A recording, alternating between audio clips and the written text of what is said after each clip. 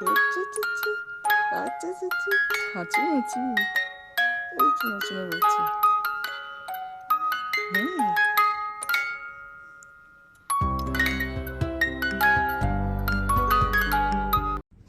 Hello friends, मैं आज आपका स्वागत करती हूँ मेरे इस नए चैनल में जो कि है journey to a happy life.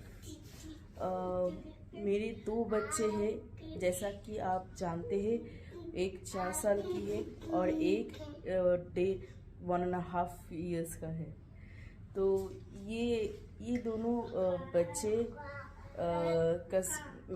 The pregnancy का स्टोरी मैं आप लोगों को डिस्कस करना चाहती हूँ। तो ये तो पहले से एकदम शुरू से स्टार्ट करें। ओके। पहले मेरी शादी हुई थी 2017 में, फरवरी में। उसके बाद मैं 2017 मार्च में आफ्टर 1 month ओनली मैं यूएई में आ गई। और मुझे जॉब छोड़ के आना पड़ा। तो मेरा यही था कि मैं जॉब छोड़ के आ रही हूँ, तो मैं एक बार कंसीव कर लूँगी, उसके बाद ही मैं जॉब के लिए ट्राई करूँ। ये 2000 उसके बाद हम लोग ट्राई किया। और उसके बाद 2018 में मेरी पीयू हो गई। तो जब मैंने 2017 फरवरी में मेरा शादी हुआ और मैं कंसीव की हूँ अराउंड अप्रैल मई में। तो इट वाज प्लान्ड कम्प्लीटली। तो हम लोग यहाँ पे ही थे। तो मेरे मेरे जो डॉक्टर है, मैंने यहाँ पर रैक्स हॉस्पिटल है, वो यहाँ का सबसे अच्छा हॉस्पिटल है, वहाँ पर मैं दिखाई। तो यहाँ पर 2 अच्छे डॉक्टर्स थे। मुझे पहला बहुत ज़्यादा जो हेड ऑफ द डिपार्टमेंट है वो मुझे नहीं मिली, क्योंकि वो बहुत बिजी थी। और मुझे ये कंफर्म करना था कि मैं प्रेग्नेंट हूँ। मैंने होम किट से 2 बार चेक किया था, तो मेरा पॉजिटिव आया। तो मुझे ये कंफर्म करना था, तो इसीलिए मैंने बोला कि नहीं, स्टार्ट है तो उनका वेट नहीं करते। जो दूसरी डॉक्टर जो अवेलेबल है उससे मैं करवा लेती हूँ चेक। तो मैंने उनके पास गई। तो she was very good and she told me what to do what not to do. पहला तो मुझे स्टार्ट करवाई फॉलिक एसिड टैबलेट। ये कोई भी ले सकता है जो कंसीव करना चाहती है, या फिर कोई ऑलरेडी कंसीव कर चुकी है। तो इट इज़ वेरी नेसेसरी। मैंने सुना है कि अगर आप फॉलिक एसिड नहीं खाते हैं, it is a supplement, right? So either you take it with as a tablet, और या फिर आप कर्ड या फिर जो जहाँ से मिलता है ज़्यादा, वहाँ से भी आप कंज्यूम कर सकते हैं। मगर it is recommended to you that you should have this supplement for sure.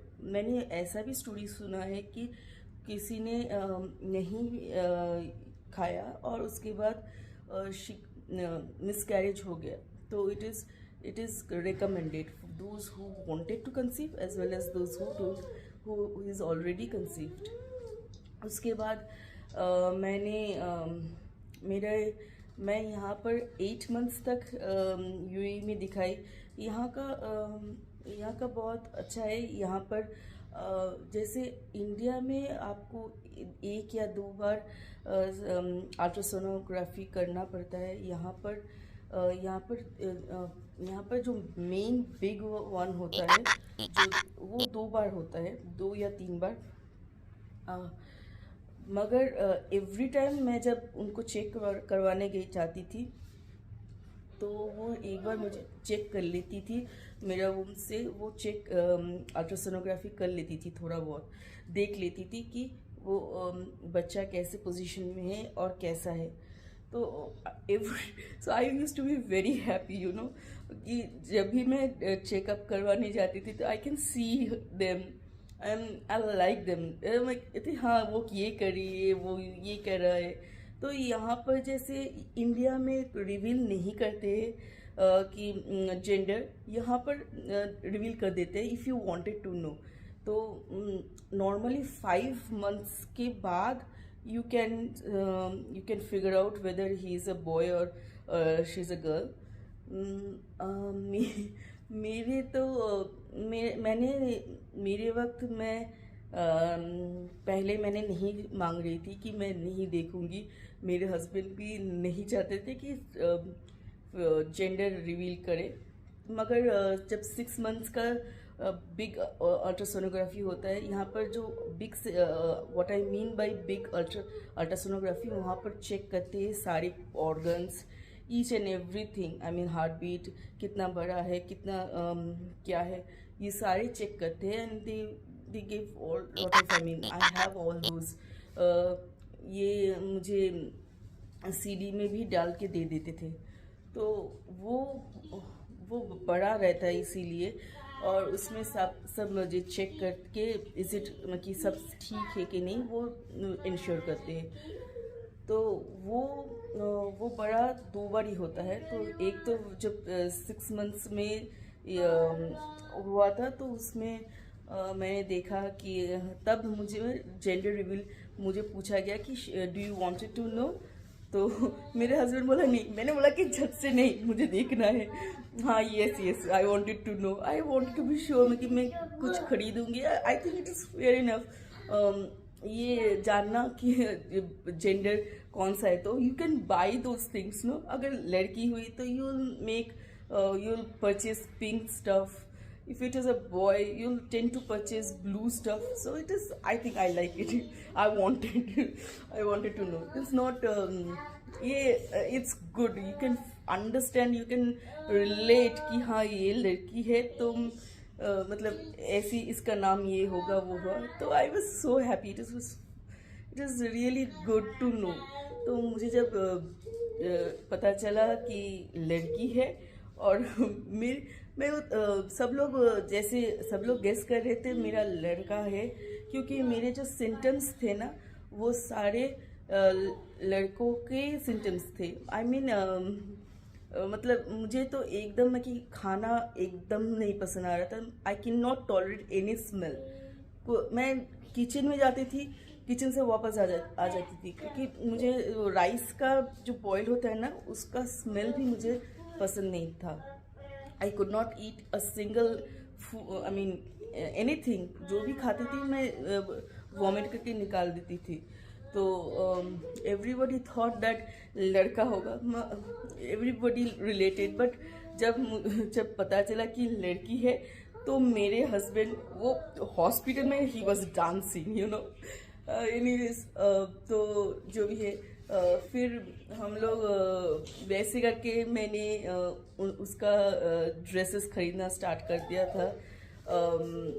I mean मेरे जो मदर इन लॉ है, शी इज़ लिटिल बिट फसी अबाउट दैट कि नहीं खरीदना है, ये नहीं खरीदना है, वो नहीं खरीदना है। मगर मैंने थोड़ा बहुत प्लानिंग कर लिया था। मगर then she insisted me to go to India,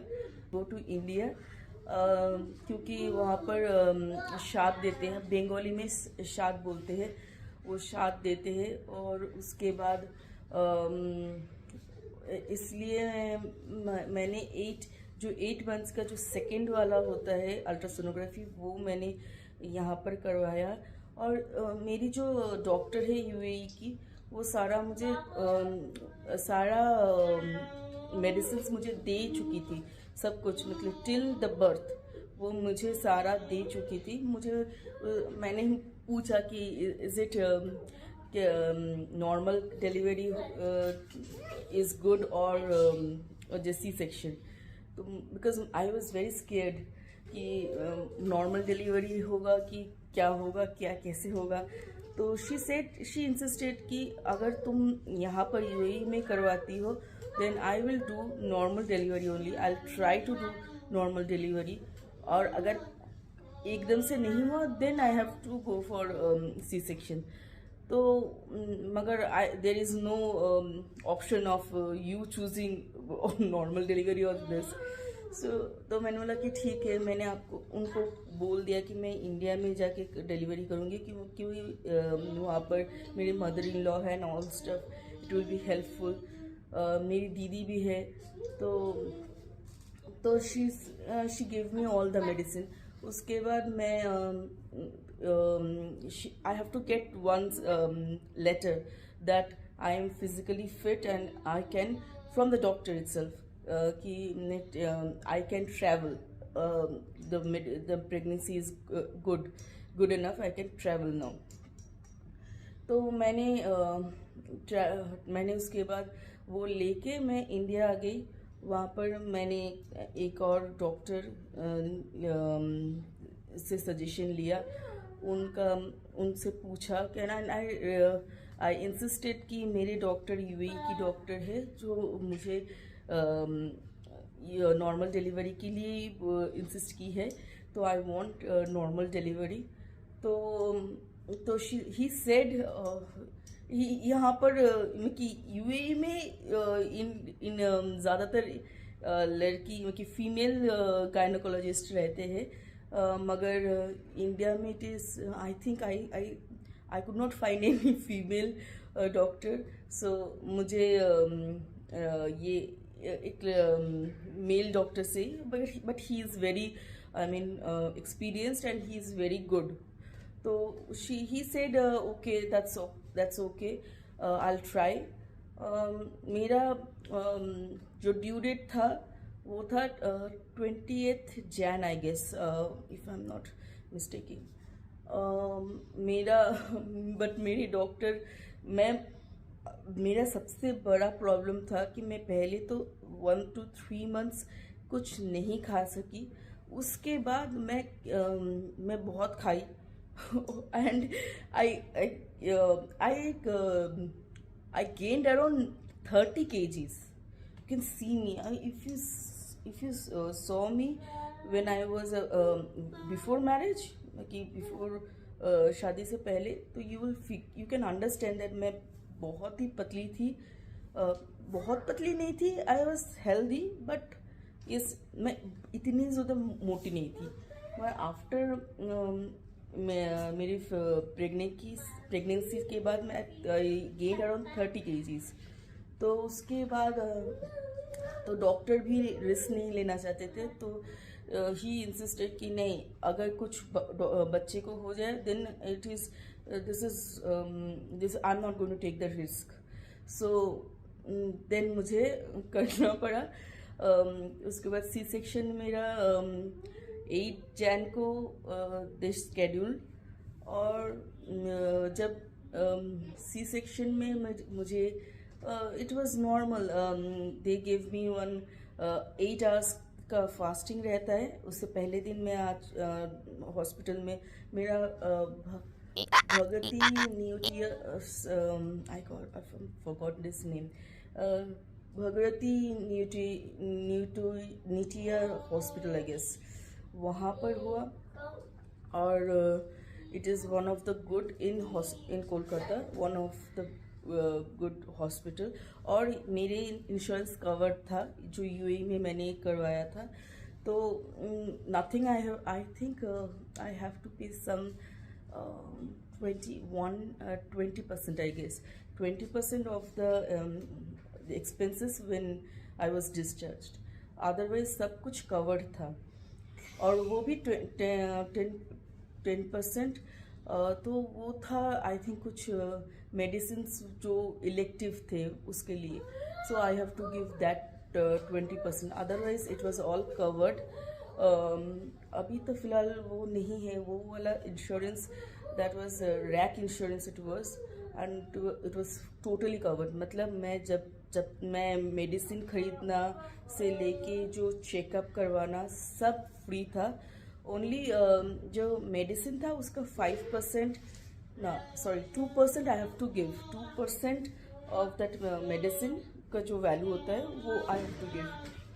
also जो विटामिन का टैबलेट था वो it is free from UAE itself. Okay, उसके बाद मेरा C section it was normal. वो लोग जे मतलब जो लोकल वाला एनेस्थीसिया से करते हैं। उसके बाद बेबी आया। जब बेबी आई तो मुझे दिखाया, तो what the first thing I did is I kissed her on her forehead. I could not reach her, but फिर मैंने वैसे करके, because half of this is numb, no, so ऐसे करके मैंने उसको किस किया, and it was a really a very fantastic I mean bond in my, मतलब she then after that जब उसके बाद तो लेके जाते हैं, एंड मैं थोड़ा रिकवर की एक दिन के लिए। उसके बाद एक बार आके वो लोग दिखा के जाते हैं, दिखा के तो आई ट्राई फीडिंग। तो फर्स्ट 2 टाइम के बाद he started feeding. The only problem what I faced is she मेरा ये मिल्क नहीं आ रहा था। सो in between what happened, I stopped feeding.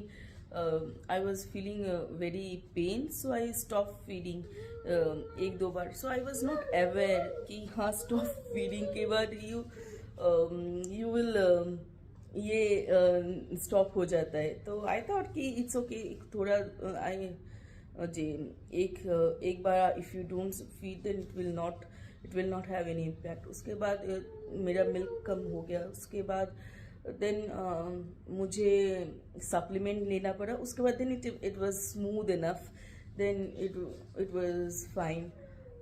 मुझे वो सप्लीमेंट खाने के बाद ही और बहुत ज़्यादा मिल्क आने लगा था, देन इट वाज ओके। मगर this is to every mom, every to be mom and जे मॉम, कि यू शुड ब्रेस्ट फीड और डोंट स्टॉप। यू यूज़ मुझे एक जो मैं सेकेंड प्रेगनेंसी में, I will share the second pregnancy in my next blog. जो मेरा सेकेंड प्रेगनेंसी था उसमें मैंने क्या किया था, this is what I learn lot of stuff from this pregnancy.